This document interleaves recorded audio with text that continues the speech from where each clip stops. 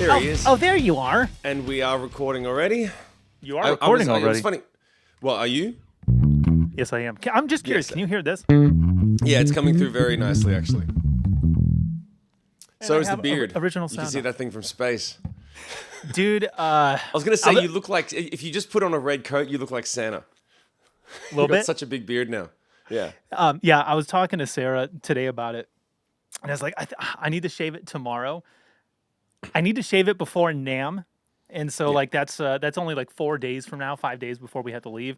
So it's like, my face is gonna be all itchy, so I got to like plan it out and time it. And it always sucks because like the reason I grow out the beard is because it's so cold here. Yeah. I mean, for relative, right? Most people give us shit in Vegas. Like, oh, you think it's cold? Bro, deserts are cold. You've been here, right? You've been here for a winter. Like, it's 30, 40 degrees. There's no water, so there's no snow. I'm still going to call you a bitch, though. Yeah. Well, we got people here. I got a friend from Chicago. We got people from Omaha and Midwest. They're like, dude, it's fucking cold here. It sucks. So we got real cold people that moved, and they agree. Right. But so, like, Dracula and I, we go running every morning, and it sucks so much to be out in cold with a naked face.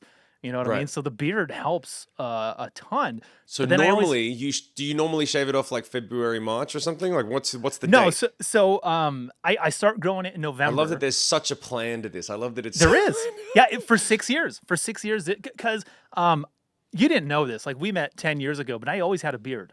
From 14. I think I've seen pictures of you when you were teaching, when you first started, basically right before you started the YouTube channel. I think you still had a beard for the first few. Oh yeah.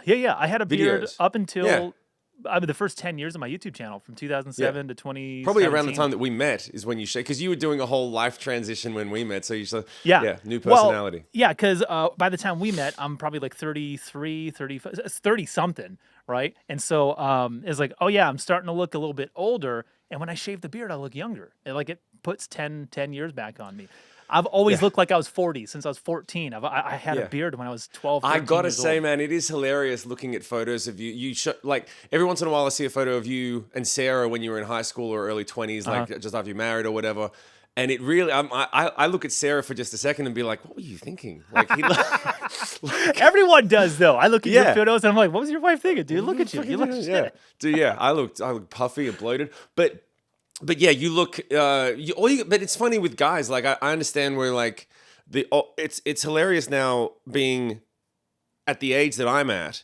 And you got a wife who goes out with the girls once a month or whatever, and they go and they get dressed up and they go dance and have a girls' night out. And she spends 2-3 fucking hours getting ready. Like that when they really do it up, they're doing, and I'm like, what are you? Oh, well, the hair, the things, the nails.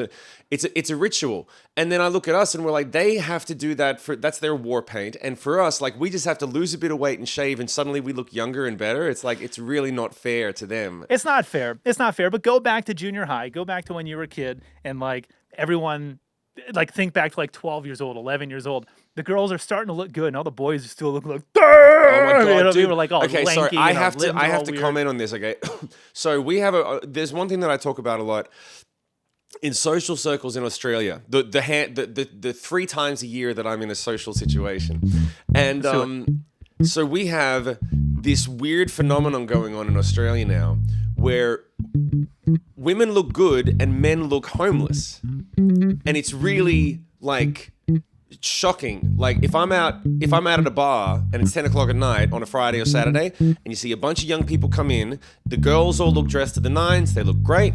The guys have got XL mullets.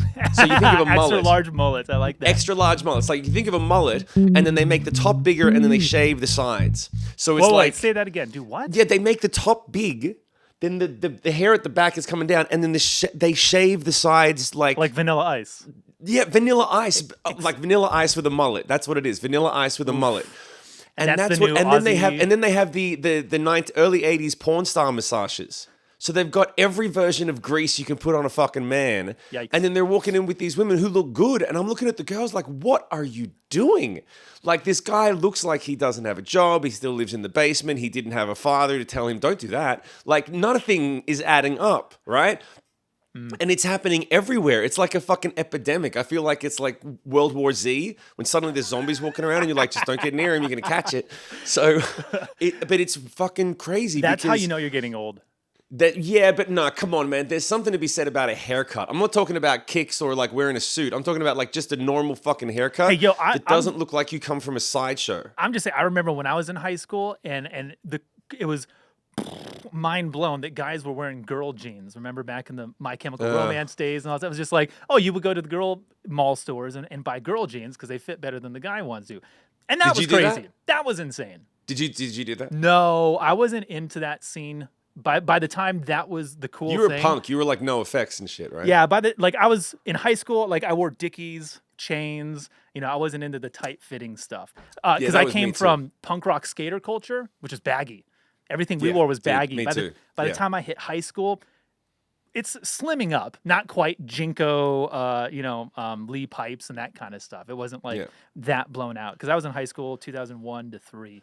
So that was kind of the style. So by the time I leave high school and I'm in college, everyone's getting the studded belts, the white belt. Yeah, studded, I was the long Power Man hair, 5000 mascara. Yeah, Power Man 5000 was the thing. Like I remember when Korn and Limp Bizkit were doing their thing, and it was baggy, and Korn was baggy, but it was like metallic and all that stuff. Yeah. And then Power Man 5000 came out and said, okay, now let's add comic book to it. Yeah. And I was like, oh yeah, and so I went out and bought they called them parachute pants. Yep. So I went out and bought like 2 sets of parachute pants. Those were MC Hammer pants. I was fearless though. I would wear a parachute pants and then a vest on top of it, like half of like a minotaur. Like top half of my body was one thing, the bottom half was a different thing, and no one else was doing it. I remember I'd walk into a club, like there was like 3 metal clubs in Sydney. And I'd walk in with these black parachute pants and jeans and boots, and then and then the top half was just this vest, like shirtless, sleeveless vest, but it was kind of like nerdy. Like did you ever a do nerdy mesh, vest, like the fish? Yeah, a mesh. Yeah, exactly. 9 Inch Nails, and then like a fucking weird beanie. And I look at myself and I'm like, yeah, you should have had someone telling you not to do that, but I didn't care at all. I wasn't. And the funny thing is, like, when I talk about the 1980s porn star mustache homeless mullet guys that are walking around these days, do you have a name for them? Yeah, well, that's the technical definition. That is a long name. We'll call him Steve French for short. Steve French. When I look at those guys, I'm like, they're all doing the same thing. So there's some agreement going on. There's some idea that, like, yeah, this is what women like. This is what we're doing now. There was a meeting. No one else looked like me when I was coming up like that. No one else. Everyone would look at me like, what? Why didn't you finish one? You started one. Why didn't you finish one? I like that. What about a beard? Have you ever had a beard? In 10 years I've known you, I've never seen you I with grew out a hair. beard during the pandemic. Grew out a beard during the pandemic. Really liked it. Had a love-hate relationship with it. I'm having a hard time focusing right now, so I'm adding some groove fuel to my water. Some creatine to help me out, maybe. Yeah. Sorry, so I had I always wanted to have I want to do everything once. Right? So one time in my life, I went to the gym for like a year and got major ripped and was like, cool, I've done that. I know what that feels like. Only once? Once properly. I'm doing it again this year, but now it's for different reasons. Woo! And OnlyFans. Dude, if we'd make so much more money if we just fucking had an OnlyFans. Like, fuck music. Yeah, one of these days. Yeah. So I can't remember. I can't talk to you. I can't remember my fucking train of thought. You were talking about... I don't know. I'm interrupted with the creatine. Oh, you were talking about your beard. Yeah. I had a beard because I wanted to have one. And I committed to growing it. It took like 2 months to really grow it out. And then I went to a barber one time and I was like, make it like, I sent him a photo and I got it groomed. Never had a beard groomed before. I was like, yeah, groom it, make it like that thing where it looks like, make it look good. It's not like homeless. Did it for 2 days. And then I was like, cool, that's the look. Shaved it off. Yeah. Like I didn't want to do it. I had a mullet once when I was like 8 years old. I wanted long hair. I grew my hair long for 6-8 months. It was long officially. Someone took a photo and was like, "There, that's what you look like with long hair." Chopped it off. I was like, "Don't like it." Okay, cool. I've never had hair longer than like 1/3 the size of yours. Like what's hanging down in front of your face. I bet you like halfway through my forehead is the longest my hair has ever been. Yeah. Which is why like it took me so long to realize I probably went bald a lot sooner. It's just my hair never grew long enough to where I could see like, oh shit, I don't have anything up there. You were bald by like 17, weren't you? No, 22 or 3 is when I started like Bic shaving my head. 23, 5, I don't know, somewhere in that ballpark. But yeah, I'll bet you it was way sooner because I shaved my head always. Like not a straight razor, but I always take it down to a 0. Just do Yeah. the military shave every couple of weeks. Yeah. So I probably it was probably gone when I was like 18, 19, and I just Yeah. never knew because I shaved my head once a week. Never grew Well, it out. anyway, how was your Christmas? My How was your New Christmas Year's? was Christmas, New Year's? fantastic. New Year's. Well, I mean, that's right. I asked you about yours on the last episode. You didn't ask me. We didn't talk about yours. If we didn't talk about mine at all, Christmas was good. Eat, drink, be merry, man. It's a hard one to go wrong. We were in Los Angeles, so got to go home, be with the family for a few days. Left, Vegas, left the studio here and everything. So it's for me, it's great every time I get to leave. Just Well, leave the if scenery. you don't really get out much other than going to a couple of shows with Sarah and going to the gym. I mean, You don't I really leave go the out that house much. every day to do, tasks. A run. And go running, go to the gym, go do things. Go to the sauna and the cold plunge. That's what I did literally like 20 minutes ago. It's the best. That was awesome. Dude, I've told you, I found the gym that's down the street from my house now that has it. Yeah. The only that's reason I awesome. haven't signed up yet is because I'm flying over day after tomorrow. Yeah, well, we'll get there. But so that was Christmas. Came back home. New Year's, same thing, nice and easy. You know what? I was going to tell you. I was thinking of this today because we were at Costco, and Sarah almost bought a thing of Tim Tams, and I was like, Shim's not going to eat that shit. He doesn't want it. But I totally forgot we were doing Tim Tam slams on New Year's Eve. We had some friends over. They have kids, and You showed them the Tim Tam Slam. well, no, they brought up the Tim Tam slam because they have friends in Australia. I was like, oh man, got we it. don't have Tim Tams. We had a hot chocolate, and I was like, Kit Kat. I don't know what a you Kit did. Kat worked. So we Yeah. did. We showed the kids how to do it with it. They had no idea. So we just bit off 2 Kit ends Kat's of the actually Kit Kat. better because it's technically a straw. It's a straw. Anyone who doesn't know what we're talking about, let's.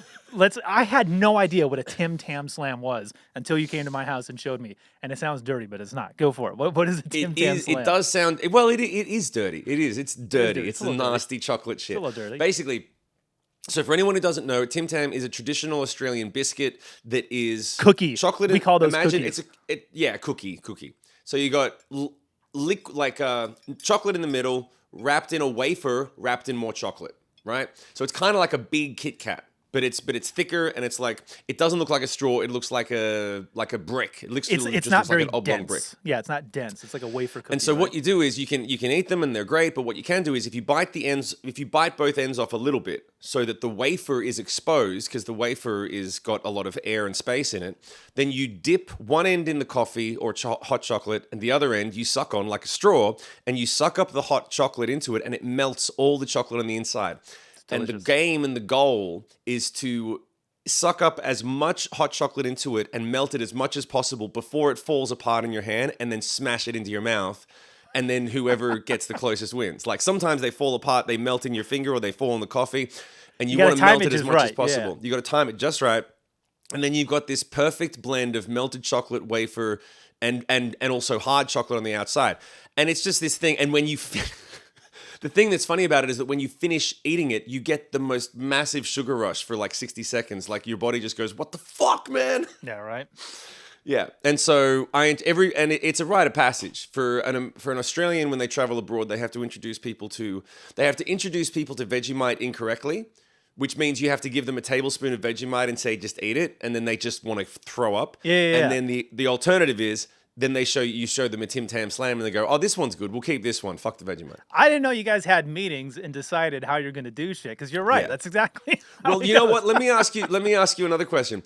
Have you heard of there is one, and this is hilarious too, because if you ask another Australian this, they will say, yeah, we know the rules.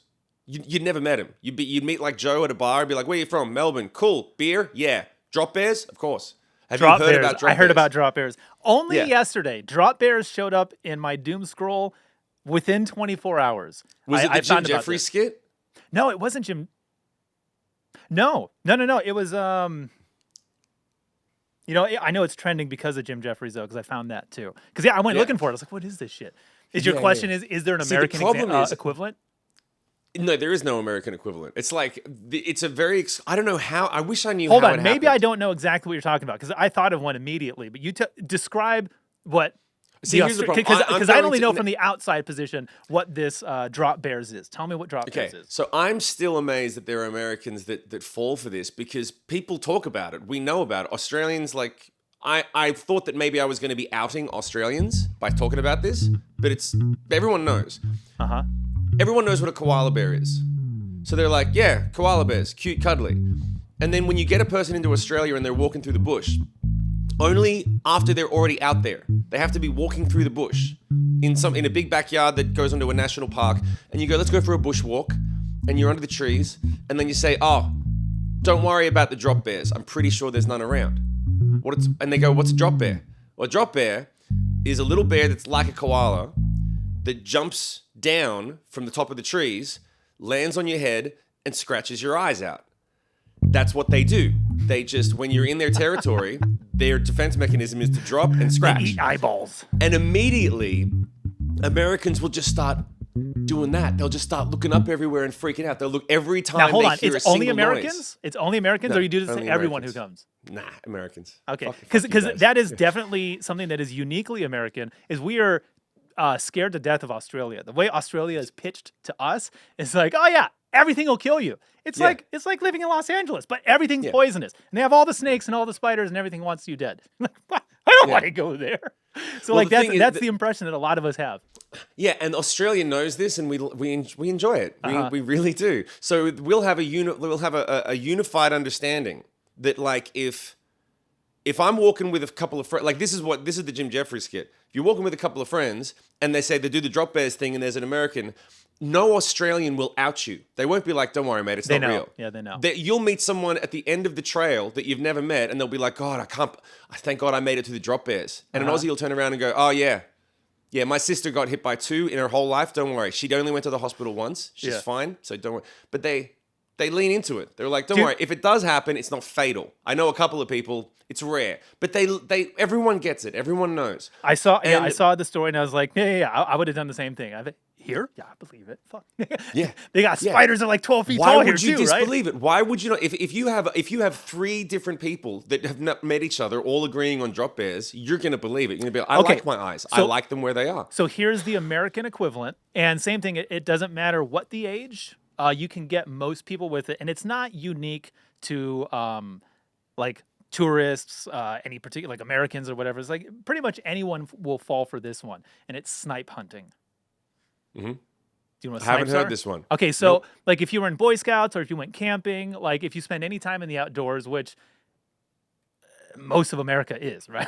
Like it's vastly unpopulated, a lot of national forests, especially in California. So like, people go camping and shit all the time. And so snipes are like, something that you go hunt.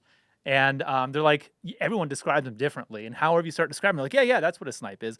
Start with the kids. You can get kids to go, I saw one over there. You just throw a rock in the bush and the bush starts shaking. And everyone runs over to the snipes. So like, it's the thing that if you're like the high schoolers and you're hanging with a bunch of junior hires, we're going snipe hunting, right? Like we're going to get these kids to go looking for snipes. If you're like, same thing, like if you're in the outdoors and someone mentions snipes, someone's going to go, what's a snipe? And like, everyone knows, like, Everyone knows. Dude, they start out this big. But in these parts out here in Yosemite, fuck, dude, they don't stop growing. They're the one thing besides fish that don't stop growing. That sounds real. You know what I mean? Like, so there's like, it's not as bullshit as Bigfoot and Nessie. Like, they haven't blown the lid on it.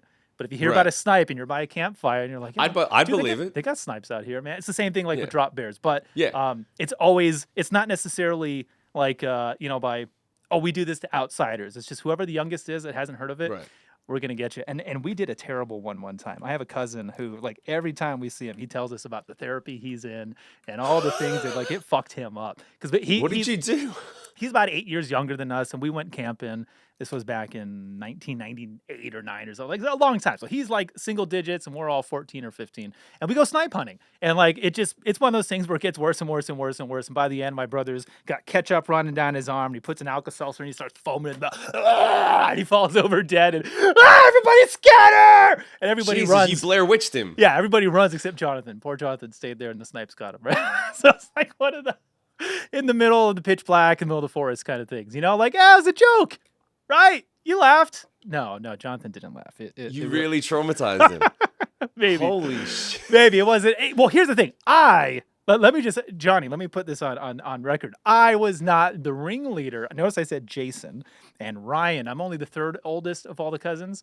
Jonathan's the second youngest, right? So it's like, well, yeah, the youngest one couldn't walk yet, so we couldn't get him. It had to be Jonathan and Chris. If you had done it to him, he probably still couldn't walk. Chris got it bad too. You know Chris. You know my cousin Chris. He's played bass. Yeah. Oh, he's got issues. Yeah. Yeah. We got Chris with the snipes too. Yeah. Him and Jonathan didn't sleep for a while with the lights off. Dude. You know? Yeah, you fucked both of them up. So yeah, it's more like a campfire story that. Dude, it's fun. It's actually that's starting to make a lot more sense because I remember when Chris came out, he did a show with us.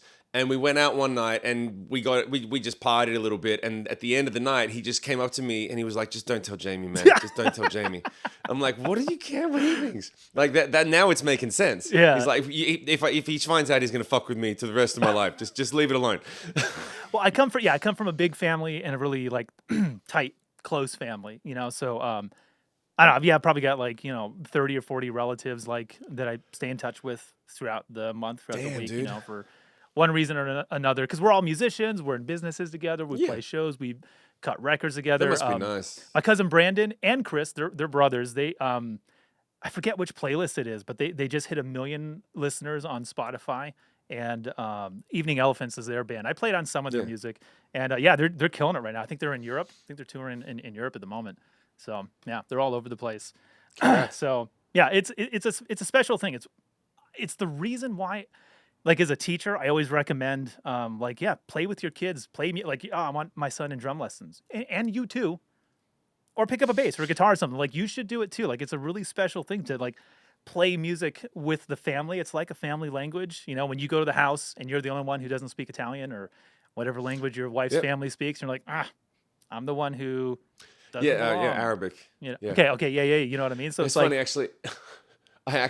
That's a funny 20-second funny story about that. We went away on a holiday for a week and we went to one of those cabin parks and we're putting our stuff in the cabin. And cabin park sounds like camping to me, yeah?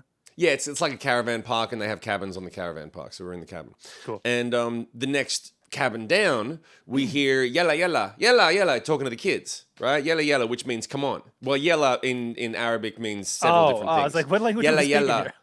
Yeah, no, it's Arabic. And just like if you hear a parent or anyone just like, yalla, yalla, it means like, come on, move it. And so I'm like, oh, maybe they're Lebanese because my wife is Lebanese. And so I just walked past and they went, yalla, yalla. And we did the quick, hey, like I've got kids, you got kids. You do the little nod. And then I was like, Lebanon? And he just looks at me and goes, Iraq. And I was like, cool. We'll just leave each other alone. Just the tone of his voice was like, we are not friends. You don't want to be friends, yeah. Well, he didn't want to be. He just said it like that, and I was like, "Cool, I'm not going to poke the beast. Something's going on. I'll leave it alone." I don't know. Like I didn't start the fight. This is a war that goes back further than I realized. Apparently, it outdates religion. Yeah, they're going back all the way with that stuff. And that's the thing. I go over to my wife's house, and they're like, "Oh, did you hear what happened?" I'm like, "No, I don't pay attention to it. Fill me in." But like they're on top of it, and there's conflict going on, which is why when he said Iraq in that way, I was like. I may have missed a note, like maybe we don't get along. I don't know, so I'll just leave it alone. And I'm sure as I'm saying this, I'm like, yeah, dude, they're probably killing each other. But there's problems going on. Apparently, there's a problem in the Middle East. Who would have known? Yeah, that's what they're doing. Have you played that neck of the woods before? Have you ever had a show? It's funny. People ask me all the time. It's really funny. People ask me sometimes in Australia when they find out that I was in the band, and they're like, "Oh, did you only tour America?" And I go, no, toured around all over the world. Right. Where? Well, mostly America and Europe. We didn't do Asia and we didn't do Middle East. So then when I tell them like Europe, where in Europe? Well, like Europe, the UK, Amsterdam, Sweden, London, name a bunch of stuff. And they get bored. They're like, well, I've heard of all of those. Yeah. I'm like, fuck you. What about Sri Lanka? I've got to go. I've got to be Chappelle and go and play Iran and Iraq to impress you. We just did Europe because that's where we sold some records. Never did Japan. Everyone makes a big deal about Japan. We have to get big in Japan to get over there for it. And just eat the sushi. Yeah, I have a friend in Japan, and he's a sushi chef. Yeah, that's what we got to do. He was in college. He was he was a guitar major, and he didn't speak good English because he was here, on a visa or whatever. So I helped him with good. He didn't speak English well. I guess. Either way, so I would help him with his homework because he struggled, and I would get to his house. It was one of those like traditional Japanese house in the valley. Take off your shoes, no couches, sit on our knees, and I would help him just translate his homework, and then he made sushi. It's badass. It was a great arrangement. That's awesome. Yeah. That actually is cool. Yeah.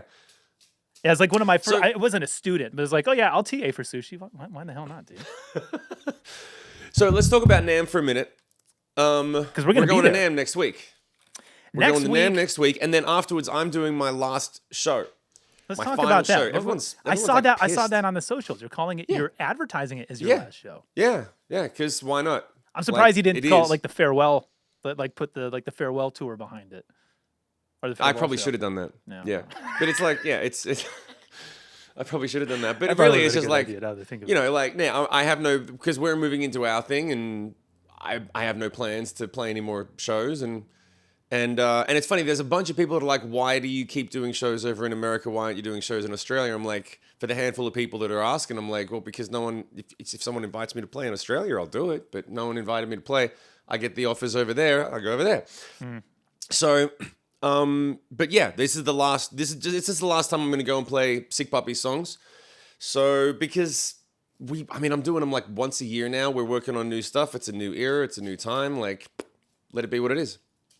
Sell some tickets, play a show, have a good time. That's it. Get out. And yeah, get it. Yep, go fly in, do the show, bump out, go to NAMM. So let's talk about NAMM.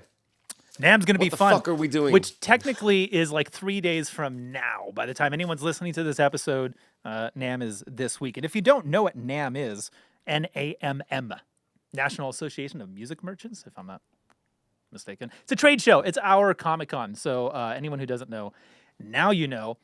And also, let's actually come back to this because I said in the beginning that's the reason I have to shave my beard. And Look at that. Look at what we did there. Yeah, I didn't even say the reason why I shave my beard for NAMM, and it's totally stupid. It's purely for being recognized, you know. But That's not not the, stupid. That's not the way why that you you're would think. there. Not the way that you would think, right? In the sense that like I have tons and tons and tons of videos all throughout the internet, and when I go to NAMM show, it's not just people that've been watching. It's great to connect with fans and people that watch the content, but my clients are there, right? Because like I have a YouTube channel, we do gear videos, and all these companies are people that are gonna hire me to do videos. So I want them to recognize me, and I want them to smile, and oh yeah, he's that guy.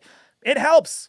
It helps in sealing the deal, and so the beard is just like incognito. No one will recognize me, you know. So which isn't true. I've got a gruesome tattoo. If it wasn't the case, would you keep the beard or would you shave it off anyway? Because by the time I shave it here, the coldest month is February. You know, so like by the time I shave my beard, I'm back to clean phase. It's actually just starting to get cold. I mean, like it's in its coldest part of the year, so it sucks. But yeah, it's just one of those things. I like the look of the clean shave, and then it's better for NAMM because if you recognize me, like here's how it usually goes for me at NAMM is like I have no plan. I've got meetings, I'm doing things, and then I'm just walking the floor looking for trouble to get into. And as soon as I hear someone needs a bass player, hey Jayme, like I'm gonna be over there for 45 minutes. I don't know doing what, but at some point, 2, 3, 4, we're doing that. You know what I mean? So like I want to be as soon as they start getting their phones out and filming and stuff, it's like I want to look the way I want to look so that business gets done. I don't think it, honestly, I don't think it really needs that much of an explanation. It's like everyone knows me without a beard, so I got to shave it.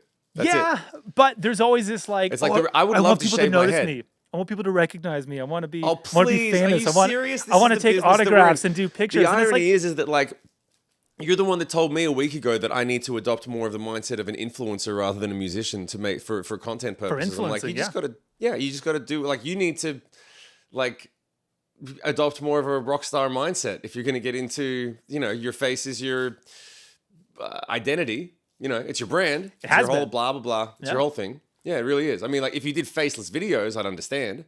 Walk around with a mask on and a sign that says JBA. it's funny because last year was the first time I went to NAMM since the lockdowns, right? So like last year was a different NAMM show for me.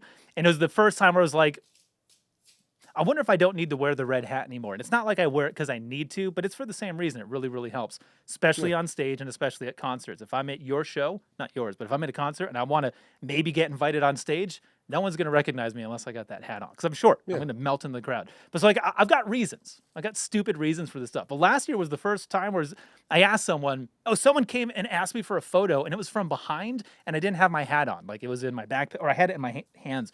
Whatever it was, someone came over, asked for a photo. We talked for a minute. It was great. And before he left, I was like, hey, Jeff, I'm just curious, man. How'd you see me? You were over there and you didn't see the red hat. How could you tell it was me? He goes, dude, your tattoo.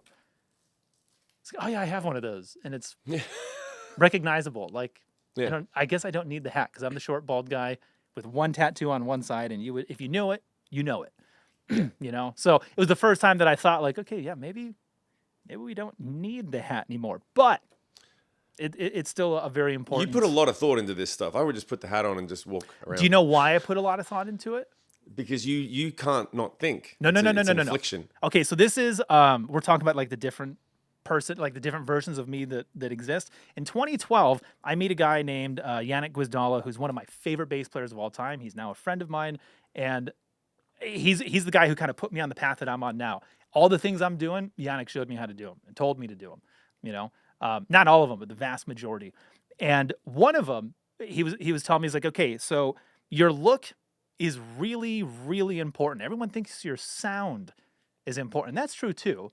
Oh yeah, oh yeah. You hear that and you're like, Zeppelin, Robert Plant, or Right. someone trying to sound like it, right? Like you know what that sound is, and you got a picture in your head of what that is. And I just said Robert Plant, Led Zeppelin, like it just pops in, right? So he goes, okay, so this guy, he's got long curly hair, black leather, top hat, and sunglasses, and I'm like, Slash. And he goes, weird, I didn't tell you he plays guitar. Could have been like not anyone, but right, like you're just any Yeah. guy, but you knew Guns N' Roses and Slash. How? I didn't tell you he plays the Les Paul and the whole thing, but it's like the look is enough to be like, oh yeah, I know that guy. That stands out. And he goes, man, we're bass players. We need to stand out. No one's going to notice us.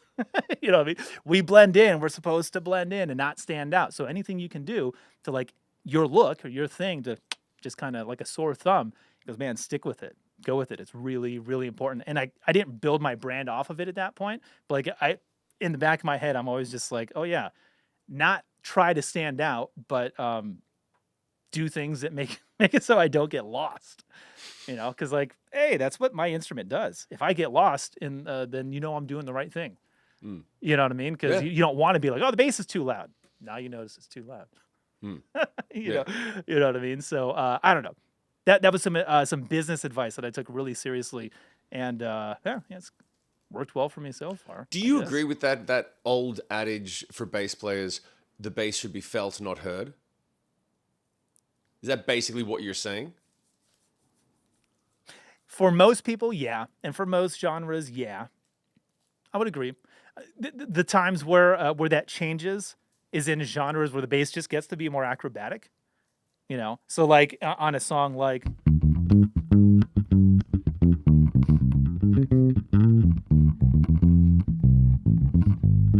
right, Yeah. Jackson 5, like that bass line, add more notes. Don't Yeah. feel that one, play that one, hear that one, Yeah. because like it's so like the rhythm and blues, 1960s Motown, like that whole thing. Like yeah, man, the bass is it's not a backseat instrument, so don't just feel it. But on a song where we just need the ums, like yeah, man, get out of there. if you're standing out, it's probably for the wrong reason. So I don't always agree with that, but for the most part, yeah, stay out of the way. And if anyone notices you, it's probably because you screwed up. That's how you know you're doing a good job as a bass player. Is that the average person? I'm not talking to musician, but the average person's like, hey, that was great. Great guitar solo. That's how I know I played good bass. Right? It's like someone compliments me on an instrument I didn't play that night. It's like, yeah, we sounded good. But if Yeah. like just a regular normie doesn't know anything about music and goes, hey, was your bass out of tune or was something? We're like, oh man, we must have been really out of it tonight because they normally don't. They don't come Yeah. to me with the complaints. Yeah. They go to everyone else. I have a question for you. You were Boom. talking about all of the, okay, so this is your last show as Shim playing Sick Puppy songs. Yep. Is there, you go first and then I'll go. Is there and you can take your time and think of it too. Is there like a best show, most memorable show that changed your life? Just something that like, oh yeah, I remember this one. Of all the other ones, of all the shows I've played, it's this one and it's for this reason. Do you have one of those? Yep. Yeah. What is it? It's it was Australia Day, probably 2007. And the reason was because we were in Australia. We were asked to open the Big Day Out Festival, which is the festival that I grew up on. And two Is things that like happened Warped that day. Tour? Is that like an Australian Bigger Warped than Tour? Warped. No, it's But I more mean like that like, same genre, like young rock Yeah, bands? yeah. Same genre, yeah. So, we get asked to open, and it was full circle. It was the first time that I realized that I could achieve what I set my mind to because I was specific. When I would go to the show at the big day out every year, I would go and be on there was 2 stages. So there's like one stages, tandem stages, and they would flip flop them. So while one band's playing, the other one's getting set up, and there was never a break in music. You never had to sit there for an hour and wait for the next band to set up. It would just band. Proper festival. So I would get there at the beginning of the day. Get there at like 11 o'clock is when the first band starts. I'd be there and I'd stay there were several years where I just stayed at the front for the whole fucking day and just exhausted myself watching every fucking band because I didn't want to lose my seat. Yeah. And I remember I'd go and watch the opening band, and I would say one day that's gonna be me. And the whole manifestation thing, I was like, I'm gonna be on that stage. I'm gonna be on this stage. I don't care if I'm opening the show or I'm headlining it. I'm gonna be on this stage. And then a few years or getting dragged off of it, kicked out, or getting dragged off of it. But like, so then the free hug. We're over in the States. The Free Hugs video happens, and suddenly we're the biggest band in the world for a few months because we're the first band that has a viral video. Everyone's talking about it. We're on all the shows, and they're just like, hey, you're coming home to Australia to do it. We get asked. We're going home to Australia to do a little tour, and they say, hey, open the big day out. You're going to be here anyway. Open it, and bang, you'll be the opening band. And so we did Brisbane, which is the way that Australian geography works. There's 6 main cities, so there's only 5 or 6 shows. It starts at Brisbane, goes down to Sydney. So Sydney's the second show. And what's the drive, or what's the distance between those 2 shows? It's a 12-hour drive from Brisbane to Sydney. So yeah, you're not going to both of them. Yeah. No, you can, but like, yeah, the point is that we did Brisbane and I fucked it up. I completely blew the show because I was terrified. I was so nervous, and I learned one of my greatest lessons at the second show. Because I just was so nervous. I had dry mouth. I went on stage and blew all my energy on the first song and then just choked on the rest of the set. Like, I'm screaming. I'm like, I just fucking... And everyone knew. Everyone in the band and the crew was like, man... They just felt sorry for me. They were like, we get it. You were really nervous and you blew it. Like... How old are you? No one said... 24. Okay. And we've been doing shows for a long time. But this was just like, it's the big day. It's the culminative moment. Yeah. It's the Rocky... fighting Apollo Creed. It's like, it's the show. It's like, this is what I said I was going to do. They invited me. Everyone's coming out to see us. We're the big band on campus this year. It's like, have we made it, or are we the Vines? Is this close to home too? I don't know the geography. Is this close to where you grew up, or Sydney? No? It was 20 minutes from where I grew up when I played this show in Sydney. Where you fucked it up. Yeah. No, Brisbane, I fucked it up. So Sydney, okay. So now you're Sydney. This is Sydney, the one. the day that changed everything, that was a big deal, was we played the big day out in Sydney, and we were supposed to play it at about midday, and then we had to drive 4 hours down to Canberra, which is the capital city, and play the Australia Day televised live event, right? Which is the same as like the Independence Day or the New Year's Eve ball dropping, and they got a bunch of artists, right? So it's televised. It's one of the most watched things on TV at the time. There's like 60, 80,000 people show up. Everyone goes there, fireworks, the whole thing. Hell yeah. And we're one of the bands that's going to play.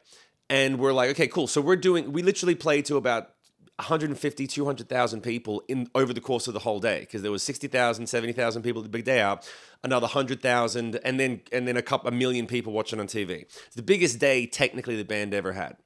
And we play the big day out, and as I'm about to walk on stage, the manager pulls me aside and he's like he knows I'm freaking out again. I'm like, it's going to be worse. And he's like, he gave me the piece of advice that I tell everyone. I talk about this in my masterclass online. I teach people in private coaching calls. Whenever they're nervous, I'm like, look, this is what fixed it for me. I was about to go on stage, and the guy, and I'll give the manager credit. I hate the manager. I sued him, right? But he did say this. He said, you're not doing anything out of the ordinary by walking on stage and acting like a rock star. They paid for a ticket to see a rock show. They expect you to be a rock star. Just go out there and act like a rock star. Don't be you, be the rock star. And I just went, I'll just put a different hat on. I'll just be, instead of being Shim, the guy from his garage, and he wrote these songs and he flew to America and he took out alone, like, fuck all that shit. It's like, you're Axl Rose and you don't give a fuck and you're a king. And I was just like, suddenly it just changed. I was like, oh, they don't know. Yeah. The audience doesn't know that I'm nervous. They don't know that I took out a loan and I was worried about paying it off to get the band over to the States. They don't know that I choked on this song. They know nothing. They're like, we heard your song on the radio and we'd like to hear it sound good live. That's as far as their thinking goes. Yep. I'm like, yeah, here it is. I'm Axl Rose. I'm Freddie Mercury. Fuck you. Let's go. And it changed everything. So I crushed it. I crushed the show, and everyone was like, and it was funny because this is the best thing. This is the best part about it, right? In Australia, we don't like arrogant people. If you think you're good, you're not included in the party. Good, eh? They're like, he thinks he's good. He thinks he's good. So fuck him. Right? You have to be humble. You have to be like, yes, I made $1 million in a day. Not a big deal. Yes, I have the most beautiful woman in the world. Whatever. It's not important, man. Like, you have to be like, nah, nothing. It's all sweet, all chill, baby, all cool. So, because is it too American? Is it too American to be no, like, it's oh, look just what I've done and it's great? It's a thing called tall poppy syndrome where subconsciously it makes people feel like they're not doing enough. If you have a guy that comes to the party and he's like, man, I just filed my tax return and I made $1 million last year and I bought a new car, come check it out. Americans will be like, man, I'm proud of you. That's great. Australians will be like, well, I'm still driving a Ford. Fuck you. I was thinking like, about... what are you trying to rub it in my face? Did you ever like, see the they movie got Hot We Fuzz? talked about this with Chris. Yeah, right. Did you ever see Hot Fuzz, the Simon Pegg movie? Nick Frost? No, I've seen it, but I don't remember it. Yeah. It was just one that, like, he gets transferred to like a tiny small village. He's a London cop. Yeah. And they send him out because like, dude, you're too good. You're making us all look bad. You know, like go here where they don't need a cop as good as you are. So like, it's like the same type five. of thing. So it's good enough. So what happened is we came back in Brisbane. I choked on the show, and no one said anything. They were like, ah, meh, whatever. Next. On Sydney, I went out and was like, I am the king, fucking put your hands up, get the fuck up, make some noise. When I say hey, you say ho. Rockstar. Yeah, you owned it. Yeah. Walked off the stage, and apparently within 2 hours, everyone told my crew, did you see that fucking Sick Puppies guy? What an arrogant prick. Thinks he's a fucking rock star. Thinks he's amazing. Can you believe it? Goes over to the States, has one song on the radio now. He thinks he owns the... Like, they just immediately... They'd met me the day before.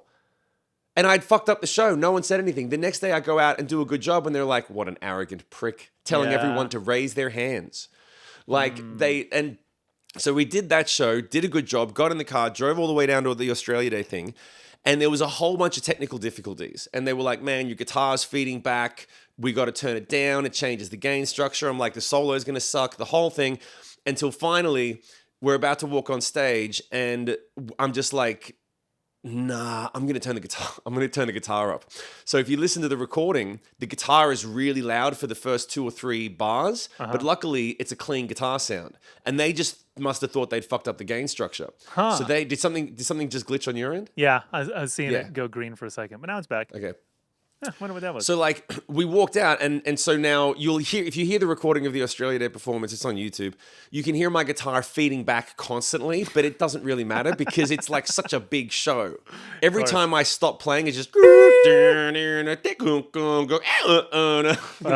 So, but we crushed it. You know, we played like a medley of, we played 2 songs and I just played the rock star. I literally just was like, yep, I deserve to play in front of 100,000 people.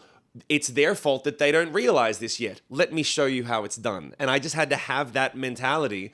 And then after that day, it was a complete shift. It wasn't I'm awesome. It was once the mic is on, I'm switching gears. And then I did a really good job after that for the rest of the band's career. But before then, I was suffering from major imposter syndrome. I still had imposter syndrome afterwards. I would just go to the back of the bus and choke on it, you know? Yeah. Like, but when I was out there, I was like, yeah. And it was funny because one of the best compliments that I got was from Brent from Shinedown. We booked a 3-month tour with them. And we go out and we do the first show. And I'm like, this is great. I love Shinedown. And I'm like, this is cool. We're going to hang out. We're going to do whatever, you know, maybe we'll be friends, all that sort of stuff that you think. And we go out, we do the show, and then I'm watching Shinedown, and he's amazing. And then afterwards, he's like, hey, man, come on the bus. So we go and we hang out on the bus, and we talk for like a few minutes, and he's like, so what's your thing, man? Do you chill in your bunk? Do you drink booze? Do you smoke weed? Do you go out? What do you do? What's your thing? And I'm like, no, I mean, I'll have a few beers. maybe party every once in a while, pretty chill. And after 5 minutes, he's like, I got to tell you, man, I wasn't expecting this. And I'm like, I'm just talking to you like I'm talking to you, right? And I said, what do you mean? He said, well, I wasn't sure what to think of you. And I said, what do you mean? He said, well, And I said, no, what do you mean? He said, well, like I saw your show. And I was like, I'm thinking like, we suck? Like, what the fuck does that mean? I know dude? how bad you are. You know how bad you are, right? Yeah, like I thought you were gonna. You're not fooling anyone here. What? And he thought that I knew. And I was like, what do you mean? He said, well, you got that whole crazy man thing. And I said, what do you mean? He said, your thing, you're insane. And I was like, what do you mean? He said, do you not realize that when you're on stage, you sound insane? I thought the same thing. You sound like, yeah, you sound possessed. You sound like some sort of insane preacher that just got out of the mental hospital that's just walked on stage. Like you're screaming at everyone. And I was like, it's just, I didn't even notice. And he was like, you don't know how fucking crazy you look? No.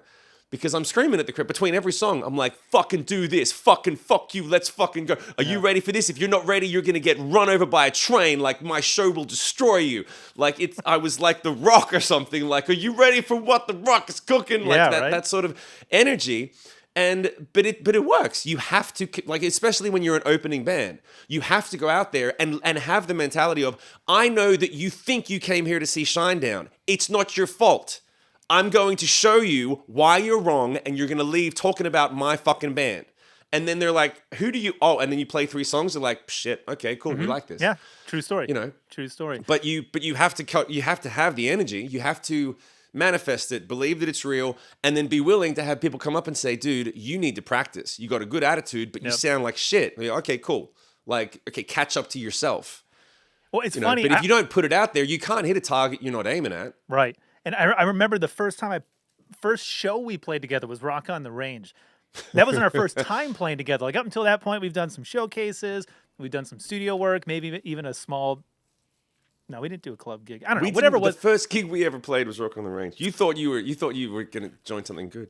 Yeah, right. Well, the funny thing is like, somewhere. So that was the first time we got to see each other's like stage presence, because like, when we're in the studio and we're working on songs, you're just sitting there. Yeah. Right, like that's there going over the parts. Yeah, you don't like go to town, and then when there's sea of people, and you're like, oh, I got to move, because if I don't move, they don't move. And that's the way I always describe stage presence to students, because it's really important. You have to move with the music. If you don't think it sounds good, if you don't look like you're having a good time, they're not either. So you have to do something. You look like a high school teacher. Yeah, you have to have fun. You got to do something to let people know it's okay. Throw your hands up, clap. Yeah. Shout. I don't know. Like, we're here to have a good time, You have to like give them permission to. And I remember after that show, like seeing you, and I was like, this is a totally different person. But then I put it into perspective. Whoever was the Shinedown that you were just talking about, like he called you like a maniac or something. What I realized was like, oh, like that's a character he puts on when he gets on stage. I should have a character. Like I was just saying, I got the red hat. Like I've got the look. I need a character. Who's my character? How do I act? How do I talk to the audience? And if you don't have one, you do what you said a second ago, where you're just like, oh, I just myself. I'm the guy from the garage, and I wrote these songs. Here they are, guys. I hope you like them. That's not a character. That's a real person, right? We said a character. Yeah. Who's your character? Who are you playing? And that was the first time I was like, music, actors, dancers, comedians, like we're all the same. We're all performing. We're doing the same thing. We're putting on a character, a costume, an accent, and we're going to go be that for 45 minutes to 3 hours or however long the gig is. And I don't need to be the same guy when I go home.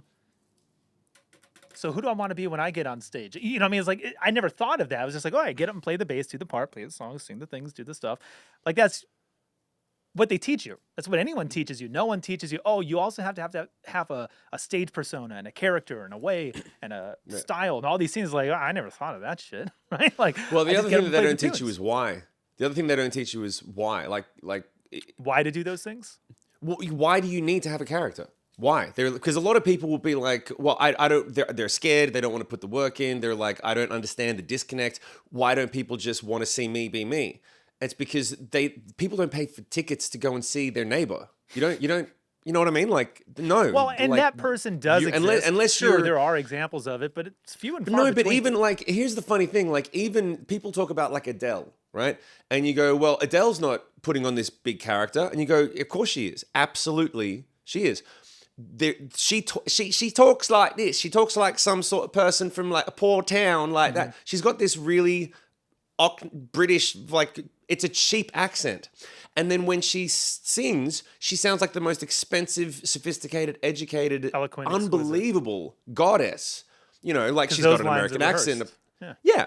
But she's got an American accent to start with, and plus she draws you in. And then as soon as she finishes the song, she's like, "Excuse me, guys, will I just get a cup of tea? Gonna start the next song in a couple of seconds." Yep, right, I'm glad you're all having fun. And I'm like, "What the fuck is going on?" Because she is putting on a character when she sings. So you don't have to.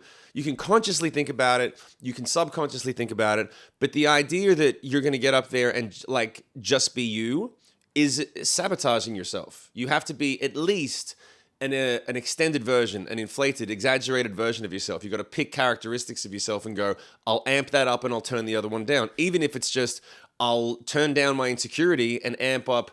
And the easiest one is to go, well, when were you pissed off at your girlfriend or your dad? Be like, yeah, I remember this time I wanted to fucking tell him. Okay, cool, just hold that energy. Now go sing. Yeah, just go sing. Just be like, I'm pissed off.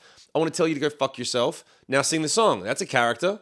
You don't have, it doesn't take that much thought. It's just like, just don't be, hi It guys, I doesn't wrote a take song. much thought, but you have to think of it.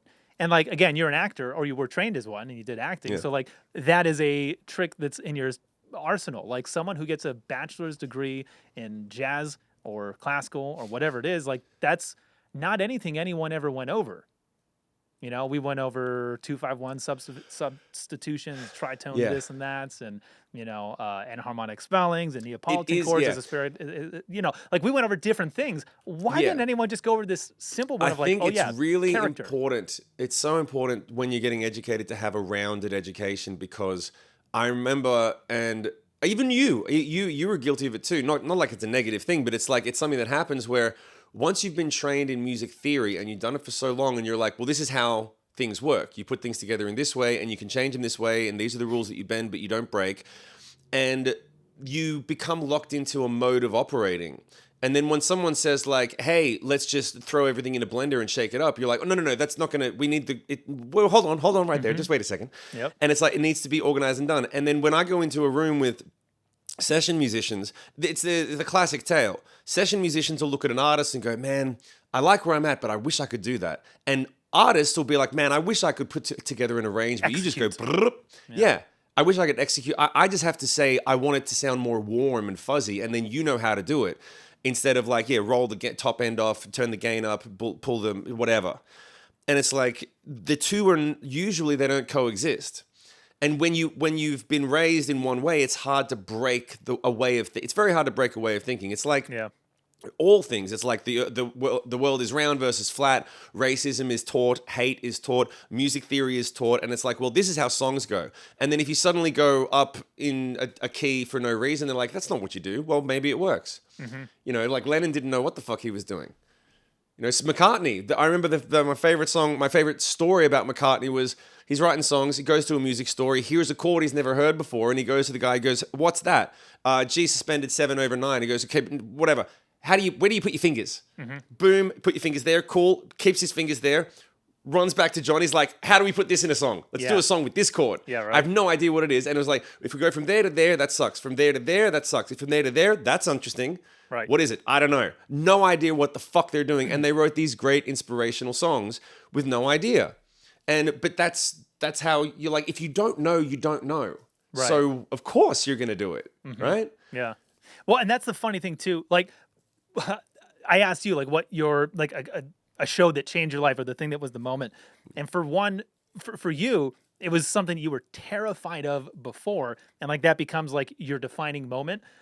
And that's what like it's hard to bridge that gap. Like it's hard to teach that thing. I don't know how to teach it. You've just got to be terrified. You got to get out there and either sink or swim. And if you sank the first time, maybe you'll swim this time. Like I don't know, but like it always comes down to do or die, and you figure it out or you don't. I have a method that you can steal. What is it? What would Gretzky do? Gretzky, This the is what I hockey teach. player? Yeah. So there was the first time that I discovered this. I was working with a guy. He had the exact problem, and he said, "I don't know how to. I just need to I need to jump off the cliff. I need to know how to take the shot." And he was a hockey fan. He had a hockey thing behind his screen. And I said, "Who's your favorite hockey player?" Gretzky. Why? Well, come on. I mean, the man was merciless. You know, the way that he practiced, the way that he teaches now, the things that he did, his scoring, and most importantly, the famous quote. I said, which one? Oh, you miss 100% of the shots you don't take. And I was like, great. So you're about to walk on stage and you can't jump off the cliff and you know that you're not going to die, but you've got this block. What would Gretzky do? Or he'd go for it. So just get next to the stage, and as soon as that feeling comes up in the pit of your stomach, go for what it. would what would Gretzky do? And and the reason that this works, you find like what would Victor Wooten do? Right? Maybe you've got a block. I know that Victor Wooten is your go-to guy. Or what would Jaco do? He's Like one you of my mentors, yeah. And you go like, well, what would they do? And you go like, well, I know. I worked with him. He would do X, Y, Z. And then suddenly it clicks and go, oh, that bridges the gap. I've seen it happen. I'm invested emotionally in those decisions. I want to be more like him. I admire him and all those things. And all I have to do is just take that one step in the same direction that Victor Wooten would. And now I've got momentum. Now I'm doing it. Totally. So if you're on the side of stage and you're like, well, what would Gretzky do? I always do Gretzky because it was the first one that made me go like, oh, and he came back the next week and he was like, it fucking worked. I did it. It was amazing. I wasn't nervous. I was excited. I was energized. I made some mistakes and then I just kept thinking, what would Gretzky do? He'd shoot again. He'd fucking hit again. He'd get back on he'd do it. He'd do it. He'd go. And it was like, and he just kept saying it to him. And it worked. But it was because it was like, he suddenly had Gretzky looking over his shoulder. And it's like, what would Gretzky do? Gretzky's here with me now. I'm thinking about it. And if I don't move forward, he's watching me. And he'll know that I bitched out. And all I have to do, I know what to do. I just got to do it. Yeah. So like whatever your thing is, it makes a big difference. Like what would The Rock do? What would Arnold Schwarzenegger do? What would Axl Rose do? That was my thing. I was like, when I was on the Big Day Out stage and I was like, I am not able to go out there and do. What would Axl Rose do? What would Freddie? They and it click. They would not even be thinking about what I'm thinking about. They'd be like, who do I own? Which girl am I going to fuck tonight? Which guy am I going to point at and say, get your fucking hands up? I'm going to own every single part of this. Like that's how they would think. So I just went, cool. That's what they would do. Let's do that. You know what? That is something I tell students all the time when it comes to like teaching someone how to be a studio musician, which doesn't mean a lot today, but basically a song you didn't write, now it needs bass, and someone came to you and said, can you make it good? Right? And you're like, I like my bass lines, right? Like, how do you write a bass line for a song that's not like, I'm just doing my thing on it? Well, what does the song need? And how do it's a hard mindset to get into, and sometimes you don't have ideas. And so I'll tell them like, yeah, what would Jaco do? Who's your favorite bass player? Marcus Miller, whoever, what would he do? Try it. You're going to be so far off, it's not even funny. You know what I mean? So, like, whatever the song is, like, what would Jaco do? Would Jaco... No, he wouldn't. He would play it way better than that. But that's my impression of a Bugs Bunny voice. You know, that's what up, Doc. Like, that wasn't a good Bugs Bunny impression. But, that's a voice that I can use now, and so I just created it. I was trying to sound like something, failed, found something else, and was like, oh, it actually sounds good in the song. You know what I mean? So it's like 6 degrees of separation from Jaco Pastorius to where we landed. And the artist goes, man, that's great. And I can't say it's a Jaco lick because it's not.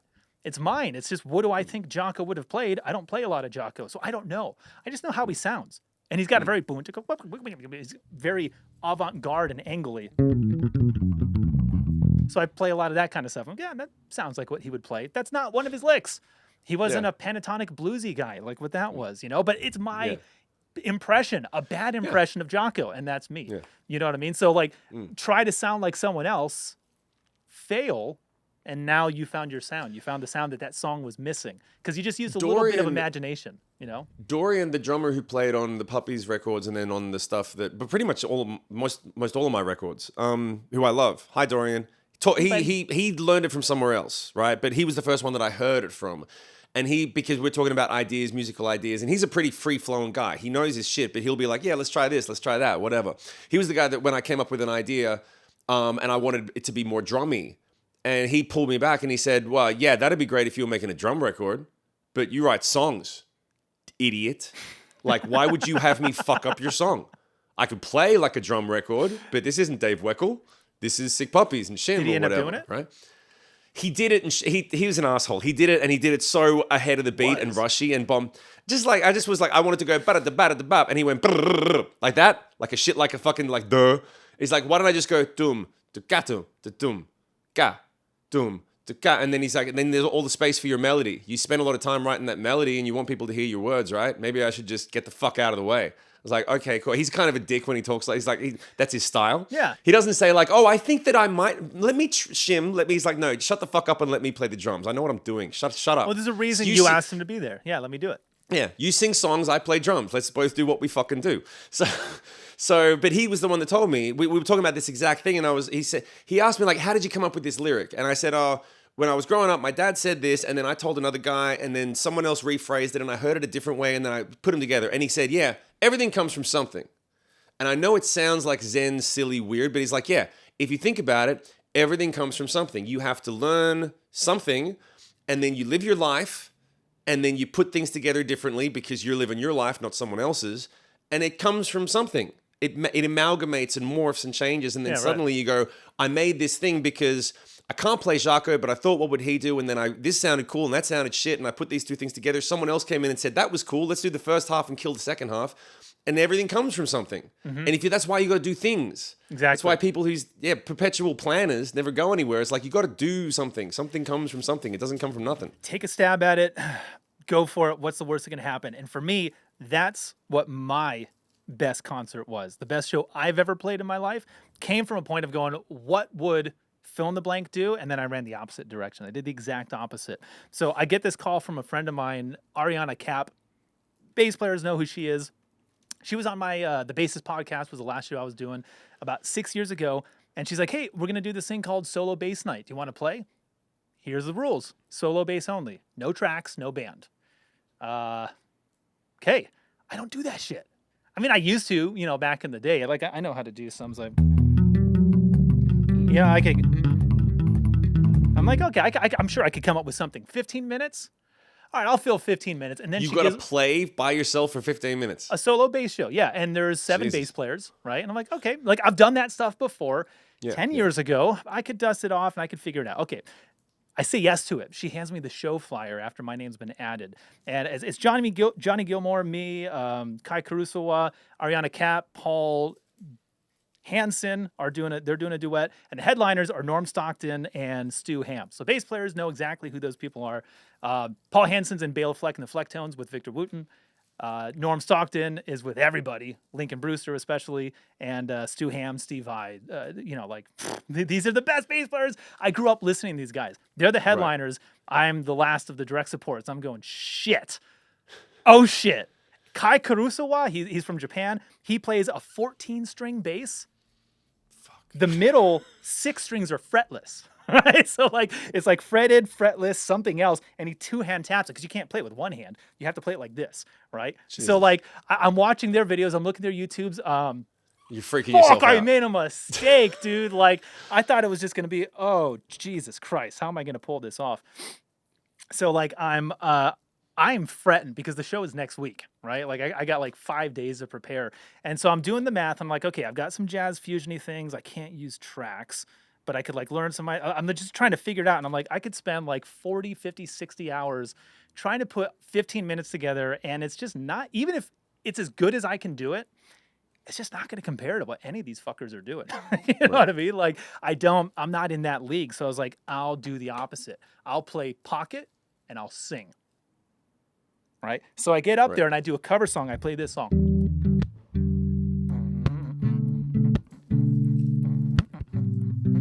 It's in 7 in minor, which is not the normal key. It is. That's kind of the groove of it, right? Right. This came after all this shit. 15 minutes of this, right? But I get in there. When I had you to myself, I didn't want you around. A pretty faces always make you stand out in the crowd. Right. I don't know the words, right? But it's I want you back in a minor key instead of major, and in 7 instead of in 4. And then when it gets to the chorus, it gets to, oh baby, give me one more chance to show you that I love you. Won't you please let me back into your arms? Oh. Like, it actually really does sing in 7. You're only shaving one beat off. One eighth note goes away in 7. So it's like, I know exactly what everyone's going to comment right now. They're going to say we need to do a version of that with you. There is a video of it, and I'll sing it. No, I want to sing it. Oh, I would love that. I want to do a version. So check this out. So here's what I do. I play that song and I stretch it out 15 minutes because here's how I do it. I layer like a bunch of. If you've seen someone do looping before, we do this part and this part and this part. Yes. So I spend like 30 seconds building a thing. And then I do what I just did. I sing the verse, I sing the chorus, second verse, second chorus. But here's the thing. There's no pedals on stage. There's no looper, right? So like I start with like some sort of...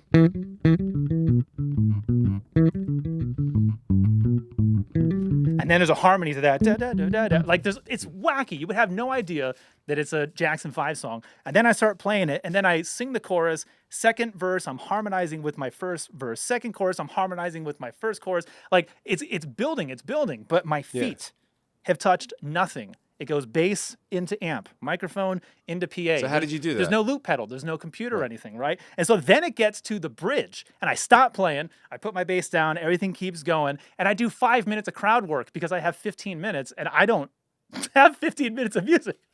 But how did So you it's loop like, it so I without a loop pedal? started doing crowd work. I started messing with the people, getting them to sing things. It was called solo bass night. It's like solo bass night knows how to. No, you guys suck. This side of the screen. So I met you like 2 months before this, right? And so I'm just like trying your shit out. I'm just being a totally different. Oh wow. I'm being a totally different character because I'm supposed to do what they're doing, and I'm just like, I'm gonna lose this game. So I'll be someone different. I'll do exactly. No one sang that night. No one played pop tunes, and no one just grooved. I didn't do a solo. In fact, the name of the YouTube video, if you want to find it, it's called "I played a solo." I played a solo bass show and never played a bass solo because everyone played a lot of bass solos. I didn't do one that night. I was the one guy. But I need to know, how did you loop without a loop pedal? How did it get looped? I'll tell you. So afterwards, I get off stage, and I just do the one song, right? Powell was at this concert too. I invited him. And I get off stage and I go back in the green room, put my bass down. The next act gets up, and Paul from Flecktones and Norm Stockton and Stu Ham, they come up to me immediately and they go, "What you just did? How the fuck did you do that?"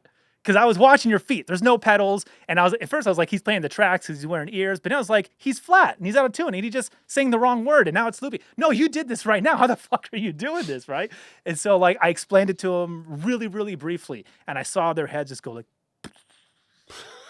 I didn't know that was possible. And for me, that's when it became like the best show I've ever played in my life. Because like these guys impress me. Still to this day impress me. I can't do what they do. And I impress them.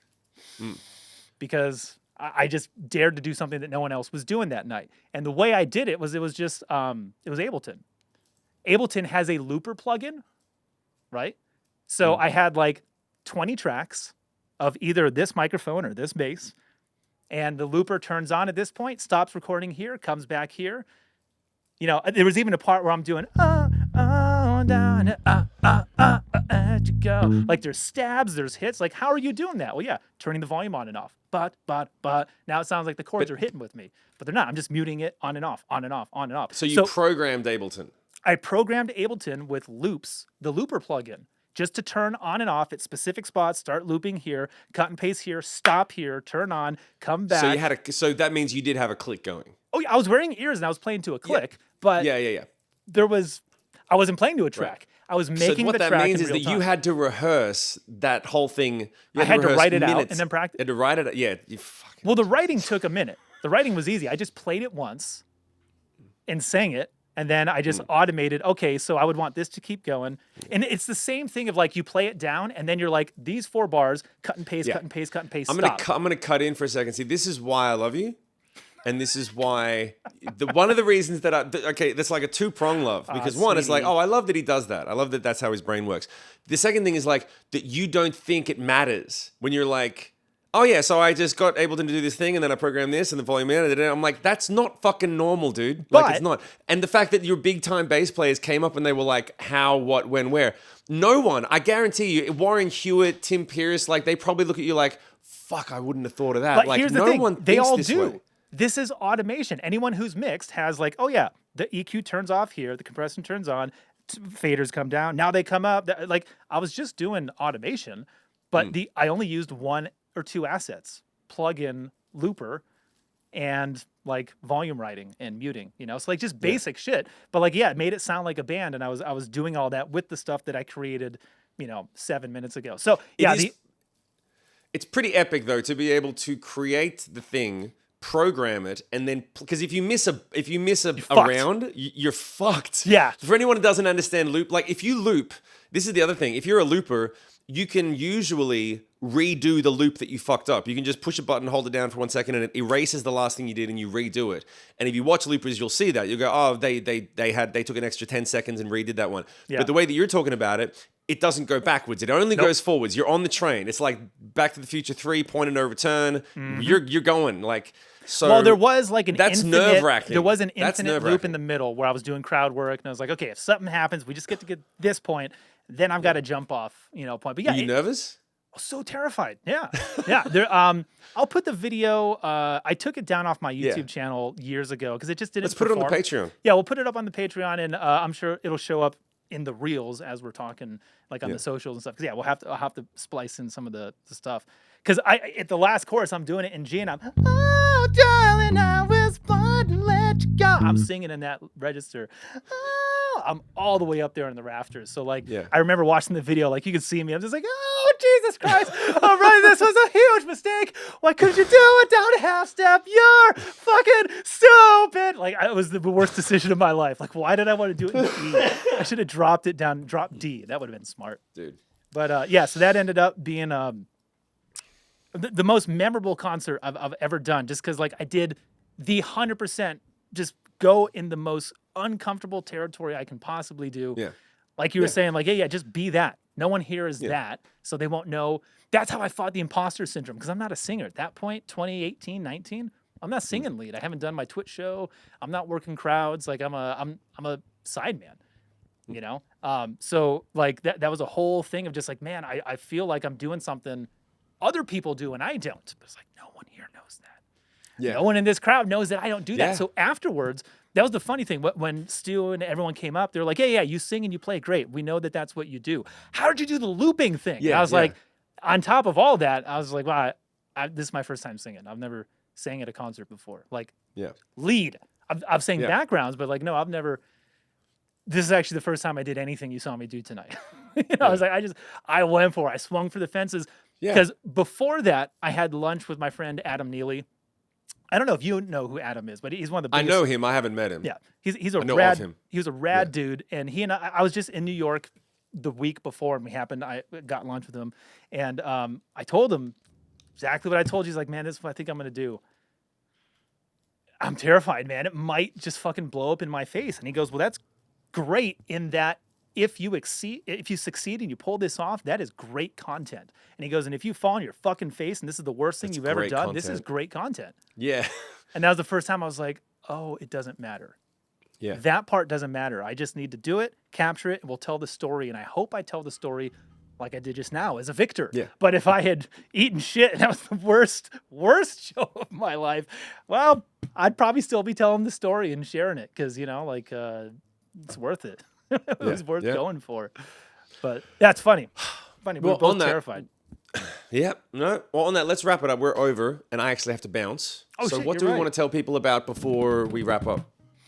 One, we're going to NAMM. Hey, if you're going to be there, say good day. If you're going to be there in the next couple days, come find us. I'll be in the red hat. Shim's 9 feet tall. You won't miss us. Won't miss me. We're there. My last show is on January 31st. If you're watching this before then, check out the tickets. Go to check out Good Life as well. There'll be a link in the thing. And go to the Patreon if you want to see I Want You Back Patreon. In 7 and an E minor. And we are officially promoting, launching. Okay. One, you're getting early access to stuff. Two, there's ad-free content for all the podcasts. There's outtakes. There's, what else have we got on the Patreon? B-roll, all the different versions of these songs, like Stowaway, the demos, the original recording, the one that has a different guitar player on it, just any different versions, of these songs that have existed over time, all going to be up there. Yeah. And anything else before we go to wrap? Oh, thanks to Nightmare for for our number one assistant, Nightmare, for being part of it. And we are looking forward to getting the Patreon memberships up so that we'll be thanking all of the top tier patrons as well once we have you guys in there. It's just open now. Hell yeah. So yeah, good to rock. See you next time. Am I missing? See you next time.